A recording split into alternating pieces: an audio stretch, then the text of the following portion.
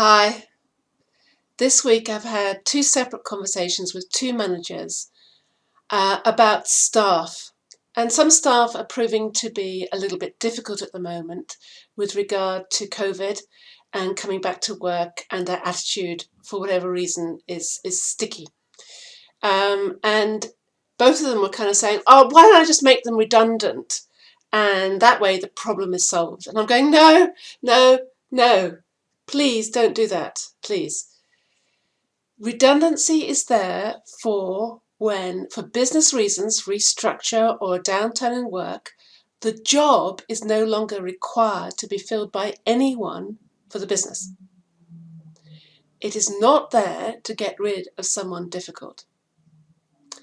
If you do use it to get rid of someone difficult, then no, just because you've paid them a whole load of money and claimed a redundancy situation, it means that they can still take you for unfair dismissal, because if they go and prove that there was no genuine business reason for their job to have disappeared from your business, then they can claim unfair dismissal.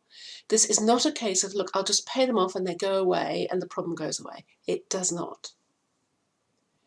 I know I've also been talking to a number of managers around redundancy situations, and sadly with COVID, there are restructures, there are downturns in work, there are going to be posts that are likely to be made redundant. And say you had 12 people doing the same post and you now only have work, projected work for 8, therefore 4 posts are redundant. How do you select someone for redundancy? So how do you choose out of that 12 someone for redundancy? Well, one way to do it is skill set analysis. So you look at all their skills, and there's 8 who have clearly got better skills or more flexible skills or a wider diversity of skills, and 4 haven't. So you can clearly show a difference and therefore a fair, equitable reason as to why these 4 people have been selected for redundancy. Another common way of doing that is to have the 12 people all go through an interview process and effectively apply for the 8 posts that are available.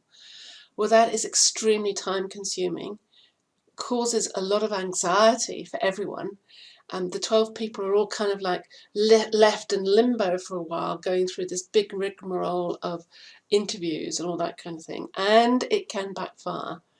I have had a situation where someone, I knew them to be perfect for this role. They gave such a poor interview that I had to let them go. I kid you not. I mean, it was that poor. Even they knew it was that poor. So it can backfire. The cleanest way of protecting yourself for any future redundancy is to do really honest appraisals. Really honest appraisals.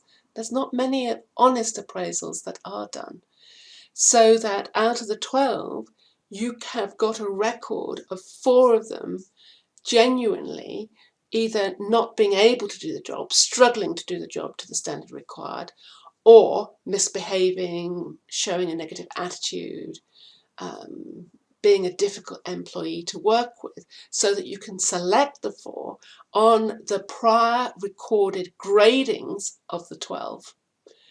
You have received the lowest grading, therefore, with regret, you are the people I'm selecting for redundancy, because the business only needs 8 people in this role going into the future.